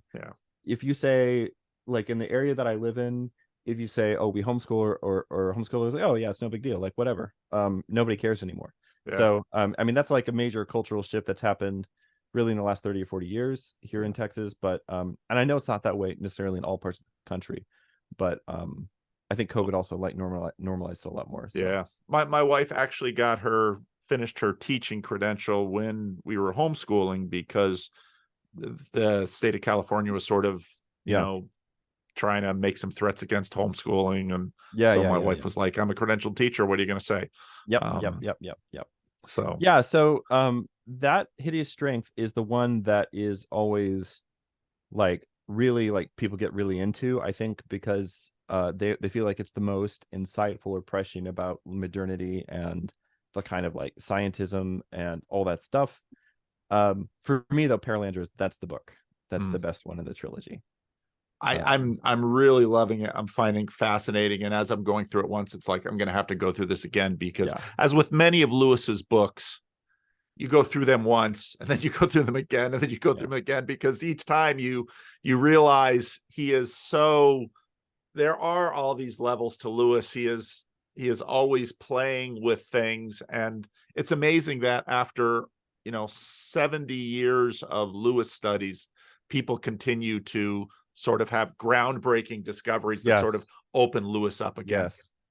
I think that one of the most important things about Paralandra, you get this in that Hideous Strength as well, but Paralandra, it's so much more personal, which I think brings it home. But Lewis had this tremendous insight into just how banal evil is, and how like, and this is something sometimes I wish, like I'm not saying that conspiracies don't happen, but like sometimes when we get like, we go down these rabbit holes and we just spend too much time, there's this moment in the Divine Comedy where they're descending through the Inferno and they get to this particular ledge, and the Medusa is like the monster at that. So there's these monsters between the different levels of hell, right? And so you get to the Medusa is the monster here, and even though even though like hell has been harrowed, like, so basically in the Divine Comedy, they're following the path of Christ through it's important to know they begin the descent on Good Friday, right? So they begin the descent on Good Friday, which is the same night that Christ begins his own descent into hell. As they're passing through hell, basically the reason they can pass through hell is because all of the walls of hell and the gates and everything are just like still busted up, and nobody's repaired them in the last 1400 years, right? And so they follow Christ's path on his descent into Hades. And so like the power of hell is thoroughly broken, and yet when they get to the Medusa, Virgil blindfolds Dante, or has him close his eyes, I forget which is itself important, because vision, like a vision and blindness and everything, is like one of the major themes of the comedy. But the point of this is that even though, like, yes, we're victorious over all these things, like there are still some things that's just not good to stare too long at, right? Because they'll turn you to stone, like they'll harden your heart, they'll harden your, like, you'll become. So there's some things like, so and within so I have a group that meets on Friday nights and reads the Divine Comedy. We have a code kind of for this, for people who, like, if somebody like reads the wrong news article today and starts going off on a, like, starts going in an unhelpful direction, would be like, all right, buddy, you're staring at the Medusa again. You're not wrong, nothing you're saying is wrong, but you need to, like, just close your eyes, focus on Christ, go do something beautiful, listen to some beautiful music, or like take a walk, or just like something, right? Which is maybe an important thing for those of us who live these kind of online existences. But anyway, all this to say, I think that Lewis, who was hugely influenced by the comedy, I mean massively influenced by the comedy, he really understands this well. And so whenever he portrays evil, he always portrays it as being just like deeply petty and banal, right? And this is what you get with the unman. In, like, it's not that he's not cunning. It's not that he's cunning, but there's this moment, I don't know if you've got to it yet in Paralandra or not, but there's this moment when the unman realizes, like, that or like when Ransom realizes that the unman, right, is that he's putting on the cunning face to try to trick Tinadrill, but it's just a facade, and actually the rest of the time he's just this, and the thing that he really is, the thing that evil really is, the thing that the devil really is just this really stupid bully who wants to go pull the wings off of butterflies, and that's it. That's all it is. And so this has been something that's been really helpful for me. And that's, for me, they kind of show that in that Hideous Strength as well. But I think Paralandra, like, is the best, like, let's say, like, one of the best depictions of the devil in a work of literature that I've ever run across. Dostoevsky had a really keen sense for this as well, right? Just how stupid and petty and brutal and that evil could be. All right, so so tell me about the estuary thing. I think I'm going to be going to like an estuary conference in Kansas City. Oh, they're getting it together. I've heard rumors. I that's, maybe I let the cat out of the bag too soon on that one, but we have talked about it, and I'm planning on being there, and I'm very excited about it. But because I just, people are, y'all, it's a bunch of lovely people, and I'd like to meet people and talk to them and talk about the things that matter to us. But like, so when you use this, I know what an estuary is in terms of like topography, right? Right. So how are you using that? Like, what do you kind of mean by that? I'll just tell the backstory. As a small church pastor in a place like California, once people sort of get a whiff that I'm a Christian at all, people are sort of back away. And I have plenty of people in desperate need of $20 for gas or some food help or some help with rent or utilities that will happily find me. But the last thing anybody would actually want to do was sit down and have a conversation with me. Yeah. And so what happened when Jordan Peterson starts doing this biblical series, and it's like, what the heck is this? And then I start reading comment threads and Reddit around him and noticing, hey, people are going to church because they're listening to this guy. So then I think, well, maybe Peterson is some evangelical that somehow is, white knuckled it through Toronto. And then I start listening to him and said, no, this is no evangelical. And then I'm like, what on earth is going on here? So I tried talking to my colleagues about this and the people in my own circles, and they're like, what, I'm going to listen to 2-hour videos on YouTube? What, are you out of your mind? Of course, nobody around me was listening to anything on YouTube. YouTube was a place that you can find cute cat videos. So then I discover a few of my colleagues are sort of surreptitiously listening because it's creeping into their church through desperate young men. And so then I thought, I'd been making the Freddie and Paul show with a guy from my church for a long time and playing around with YouTube because people are like, oh, you should write a book. And I thought, nobody would read my book. My mom would buy it and maybe she'd read it because she's curious. But beyond that, nobody in my church is going to read my book. So I thought, people watch TV, they might watch YouTube. So I made a little video, 3 reasons why I think Jordan Peterson is important. And I put that out there, and it was a horrendous video. And then I make another video, some comments on his biblical series. And I just started getting this flood of emails of people that want to talk to me. And it's like, I'm at this doggone corner for 20 years and people don't want to, once they learn I'm a pastor, they don't want anything to do with me. And now I've got randos all over the internet who want nothing better than to sit down and have a conversation. So I start that. And then some of the people, I'm going out to coffee with people. I'm talking on Zoom with people. I'm doing all of this stuff, just talking to people because I'm a pastor. And some of the people say, well, you should do a meetup. So the last thing I need to do in my schedule is, okay, we'll do a meetup. We'll do it once. Nobody will show. You'll all see the way church business is in California, and we'll be done with it. And doggone it, if 12 total strangers didn't show up at a church to talk about Jordan Peterson. Wow. Huh. So, well, we'll do it next month. So we did the next month, and about 4 or 5 of the originals came, and another dozen showed up the next month. And it's like, huh. And, the first time I thought, well, I need some kind of program. So we watched a little video or something, but I very much quickly saw that doesn't work. All these people want to do is talk. So we would just get into the room and we would talk. And Jordan Peterson sort of spurred this on. But after doing it for a year or so, and then Peterson goes missing because of his health and all. And I also was noticing that the format was sort of getting stale, and another friend of mine was playing with it too. And I had actually helped start lots more Jordan Peterson meetups here in central northern California. Somebody started one kind of like that at the Antiochian Orthodox Church here in Dallas. Yes. Yeah. Because that pastor had some CRC connections. And so I talked to him. Yeah. Yeah. And so then what we realized was that there's a big hunger for people out there to just sit down and have a credible, honest conversation. But then the challenge was, how can we structure this so that we don't scare them away with church stuff?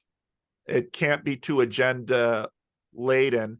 And all of the other things that sort of, like you just described it very well in terms of people have just seen, I don't know, someone take down someone on the internet, and they're so hot about that they want to come and spew on it. That's just going to kill the conversation. So John Van Donk, who's a friend of mine from Southern California, a former minister who had sort of, his life had fallen apart and he had left the ministry and he had halfway left the faith, but not completely. He was doing all sorts of competitive storytelling and a whole bunch of things like that.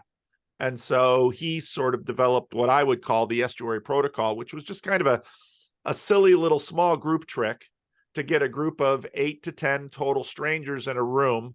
Now, this isn't random because they've all sort of been prepped, because the reason people come to us is because they're getting some of this stuff online. They're watching some of the videos. And so then it's, well, how can the 8 of us in the next hour or two have a reasonably satisfying conversation about whatever anybody brings to the room, but then the whole group just sort of is able to come to some consensus on where they want to start the conversation, and then it goes. And then with just some small group, and pastors, churches have a lot of this, some small group tending, you quiet the chatty person down, you pull out the quieter person, and you just kind of have the conversation. And there's a tremendous hunger among many people of goodwill to just have open, explorative conversations, because they've got questions that they have no place or partners in their life to ask. And so for me, people, then church people are like, well, this really isn't an evangelistic program. I said, no, I never said it was. And, well, why are you doing this in a church? I said, well, why do you do AA in a church? Right. It's something. Where else are you going to do it? Well, exactly.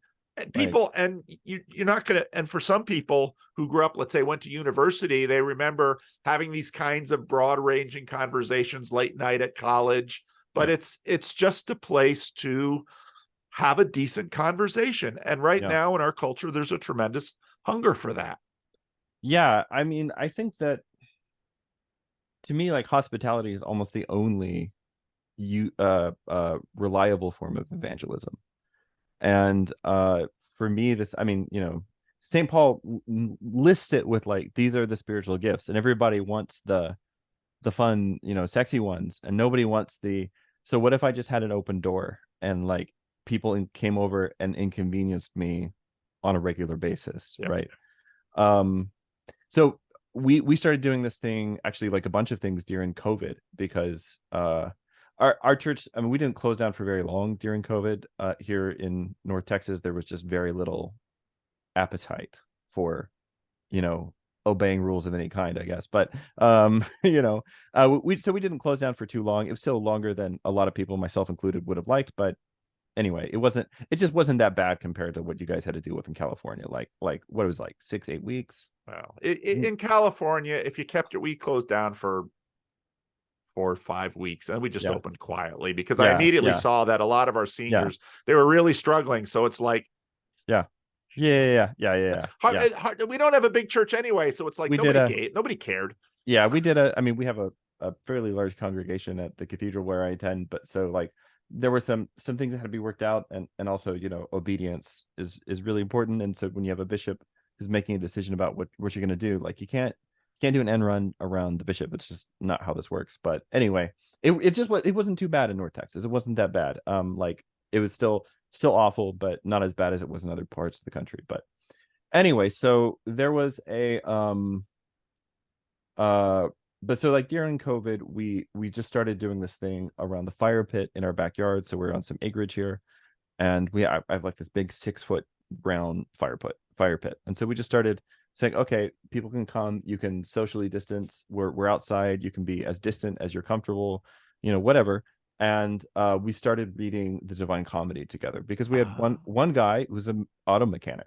He's like, yeah, I've never read the Divine Comedy. What translation are you using? Yeah, I like the John Ciardi translation a lot. Ciardi, Ciardi. Okay. It's just a really good translation. It flows. He does a pretty good job with the Italian. There are some pretty good notes. I think a few of his notes are occasionally a little boneheaded, but most of the time they're pretty good. And of course, obviously, there's a lot of the comedy is replete with references to contemporary Italian politics, which is baffling to some people. So the notes kind of help you sort through all of that and understand why this actually matters. So we just started doing that, and then we finished the Divine Comedy, and I was like, well, let's read the Great Divorce now, and look at the same kind of a thing from a different angle. And then we finished the Great Divorce, and another book that's replete with that's the toughest thing about the Great Divorce, is like, who's he talking to? What's he talking about? Yes. Pardon me for not knowing the intricacies of mid-century British politics and culture, and also like Swedenborgianism and all that stuff. But anyway, so we did the Great Divorce, and then we did Till We Have Faces, which was really awesome. And then we had all of these conversations, and it was a very mixed group. Where there were some Orthodox people from our parish, but there were just a lot of other people, Protestants, Roman Catholics, just people in the area, people that I knew. So we were also like, but the thing that we came around was like poetry and booze. So, which is not a bad basis for a friendship, in my opinion. So that's what we did basically during COVID and it's still going. It's a diminished group. There were a lot of people who were like showing up. Like, the group got quite large during COVID because people just had nowhere else to go. How else are you going to see people? And then, when we're just so dang busy all the time. All of us, we're so dang busy. And so when things opened up, a lot of people just went back to their busy lives. And so, but we still have like a small core group that still shows up every Friday night, and we gather around the fire pit. It's like a little hot for a fire in Texas right now, so we're working on some optional venues. But yeah, anyway, it's that's one of the things that I value the most in my life, to be totally honest, because being able to sit down and have a conversation like we're doing, but obviously it's better if it's in person, but but this like to be able to have a good conversation is a gift. There's Ivan Ilyich, who's was like a Ukrainian Catholic priest and kind of a revolutionary and everything. Anyway, he had some really cool things that he wrote about education. But anyway, one of his letters, I think, I'm trying to remember now, but he says something like, whenever he would have a conversation with somebody, he would always, oh, my laptop is apparently not plugged in, hang on. I was about to just fade away suddenly there. There we go. That's always a little traumatic when it's like, it's like, oh no, shutting down. He said that whenever he would like sit down at a table to have a conversation with somebody, he would light a candle between them, and that the candle basically served as, this is a reminder that between you and me is Christ. And that Christ is here in this conversation. And that actually this conversation I'm having with you is an opportunity for me to meet Christ if we don't get in each other's way. And I've always thought not that too really far from Vervaekian dialogos. Again, because I'm not like, I feel like I'm so out of the loop with the terminology, and that was like, okay, so what do you mean by estuary? And like, I have watched a bunch of Vervaeke's conversations with Peugeot, but like, there's a whole bunch of videos from the Chino conference. Somebody actually like messaged me on Twitter, like, are you coming to Chino? I was like, Chino's that's a kind of pant. Like, what are you talking about? Like what is a Chino thing? So I had to like go like do a little search on Twitter through all the usual suspects, and it's like, oh, they're having a conference. Okay, well, no, I'm not coming to that. Sounds cool. But it's like this weekend, so no, I'm not coming to that. I had no idea. I've got 5 kids, I've got a family, I've got a job. No, I can't just drop everything and fly. Like all you single people out there. So I'm just like, I'm always out of the loop on this. So I don't even like, and this is the other thing that's like interesting to me. I'm not going to say it's a problem, okay, but it's interesting to me is that people who sit down and like have these conversations, they're sort of working up their own internal vocabulary. And like Jonathan has this too, but the thing is, I grok Jonathan's vocabulary because it's like very medieval, and this is also, he reads the same stuff that I read, and like, so like I get like when Jonathan says something, like I understand what he means, and then Vervaeke will come along and like use like Neoplatonist terms, but not to mean the thing that the Neoplatonists meant by them, and I'm like, what do you mean by that? But it's fine. Again, I'm really, I'm glad these things are happening. I'm not trying to take anything away from them, but it's just like, but it is one of the interesting things about this little corner, right? Is the way that within people who are like having the conversations, there's an internal vocabulary, in the same way that, right, we develop church speak, that's happened like organically over, there's like a clade, you could say. And like within that clade, we've developed like idiosyncratic vocabulary and terminology for things. But then also the major, forgive me, but like pundits, the people who have, not talking about anybody in this conversation, obviously, but people who have their own channels and do this a lot, right? Like have their own vocabulary about things. And it's just as a linguist, it's really interesting. That's all I'm trying to say. Like, I'm just interested in it. And sometimes I'm like, okay, but what do you mean by those terms? I've been super interested to watch not all the things about the CRC, but all of people's interest in the things about the CRC. Yes! It is totally hilarious to me. It's just, and a bunch of great memes have been made about it. Yes, like, it's totally hilarious. And like, honestly, like, I really feel for what's going on. Like, some of that stuff was starting to happen in the BMA, especially around the ordination of women, was starting to happen in the BMA when I left. And basically, there wasn't even a conversation about it, because it was basically, well, no church has any jurisdiction over any other church. So what are you going to do? Yeah. not really anything, right? But obviously the SBC is going through this in a big way right now, or just went through this in a big way right now. And you guys are going through, I guess, like, so forgive me if I got this wrong, but like, so the CRC does have women's orders, or We wouldn't call them orders. Women, fair enough. women may be ordained to church office in the Christian Reformed Okay. Church. Right. Okay. Yes. So that's like, so for me, that there's a progression, and that's where it always begins, and then it Right. always goes in a certain direction. Right. Right. That's what a lot of people certainly believe. Yeah. So that's, yeah. And so now you're kind of like, right, fighting that battle like a little further left. Right. So, and there was a major, so when women were allowed into ecclesiastical office in the mid 1990s, at the end of like a 25-year fight, there was about 60,000 person split off, but they kind of splintered into some new Reformed denominations, and I won't some people are still watching from those splinters, and now the big fight is over. One church in Grand Rapids ordained a lesbian in a committed relationship, and that has sort of sparked the firestorm. And what's been difficult for people in the denomination is that the establishment has tended to be moderate progressive. Yep. And they've won every fight for the last 70 years. Yep. And the denomination over the last 20 years has been getting more and more conservative, actually. And so they're down like 70-30 in the denomination, and they're about to, and they've never lost before. And they just don't know what to do. Yeah. Because this wasn't supposed to happen. Yeah, there was a big thing that happened in the Episcopalian Church here in North America back like 15 years ago now, when the ACNA split off. But that happened. Sorry, it seems like somebody might be at the door. But that happened like 10 or 15 years ago, but it happened here in the DFW area. And it was over the same, thing. It was over not women's orders, because that was already kind of already lost that battle, but it was over, the ordination of a homosexual as a bishop, and then kind of just things. Yep. Yeah. And so, but then like that group has then now like splintered into like a bunch of smaller groups. Yeah. So it's I've been, when I started this channel, I thought, well, I'll do some denominational stuff. The percentage of my channel that's actually from the Christian Reformed Church is fairly small, because most of them listen to most of what I do, and they're just like, what's that about? I don't know. Yeah.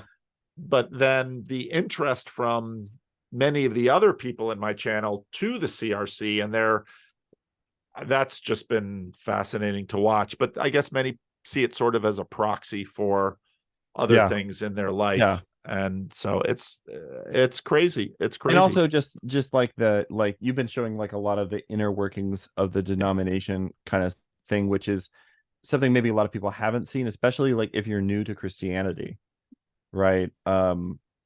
Like you're not really a Christian until like you've been to like one good fight about the carpet. Like until then, you're just like, you're a neophyte, everything is great. But like when you sit down with a bunch of people who just commune from the same chalice, and they get into a knockdown, drag out argument over like, should we replace the carpet or not, or that kind of a thing. Yep. Like that's when you're actually initiated. Like this is, and it's, life in a family, but it's one of those things. A lot of people just haven't seen that before, especially like, I suspect, without knowing for sure, I suspect your demographic is something like mostly young guys who are maybe new to Christianity or weren't, practicing Christians during most of their youth. Right. And so like seeing, I think part of that is just like seeing what does a process look like. Obviously, Baptists would have a different process for this. Right. And then, as Orthodox, we have another totally different process for this, but it's, So, well, and the Christian Reformed Church they've always tried to balance the top and the bottom. Yeah. They're not congregationalists. They're not hierarchical in the sense that synod can say anything it wants. Buildings are owned by their local congregation. So unlike Methodists and Presbyterians, oh, interesting. So unlike Methodists and Presbyterians, the churches that want to leave, as long as they have a majority of their own congregation, depending on their local bylaws, they can leave. So this isn't really a fight about money and property, but the Christian Reformed Church is because they were Dutch, mostly made up of Dutch immigrants, Yep. Deeply familial denomination. Yeah. Most people married at Calvin College or Dort, so you always married in the denomination. Yeah. And so these fights are, and they've always been that way. There was a fight in the 1920s that split my father's mother's family over that church split over common grace versus basically no common. I mean, it just,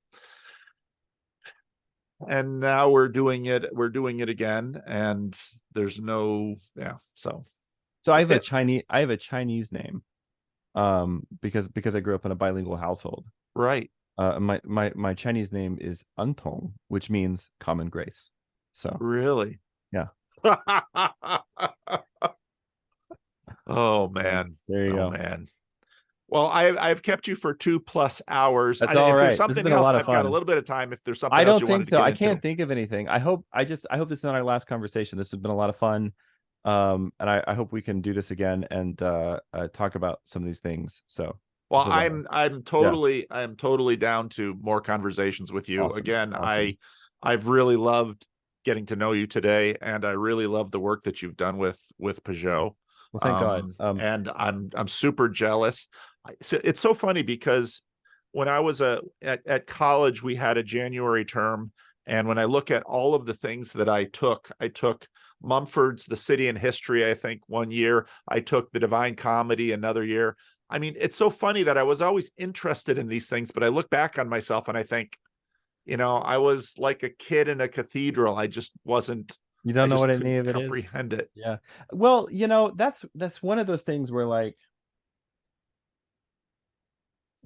on a certain to a certain level, like, it's great to discover these things or rediscover these things as an adult, because you can like properly begin to kind of, but there's also like a level on which only a child can appreciate these things. Like talking about that kid in the cathedral, like, so within Orthodoxy, you have the phenomenon of like just people who are like just culturally Orthodox, right? Every denomination, every church has priesters, right?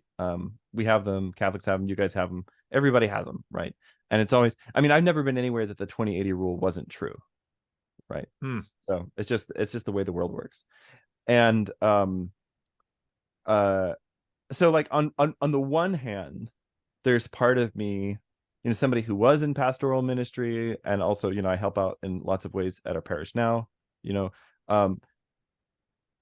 There's part of me that wants to gripe about this, because it's just like, come on, you're showing up now, you're inconveniencing people, you don't know where to be at which time, like, you're coming in here asking if the priest can hear your confession, like in the middle of the liturgy, like, no, he's up there, he's doing something, can't you see what's going. But the flip side to this is that this person had an experience as a child that was so profound, like the state Orthodox Pascha, like Easter, right? Pascha. This person had an experience as a child that was so profound that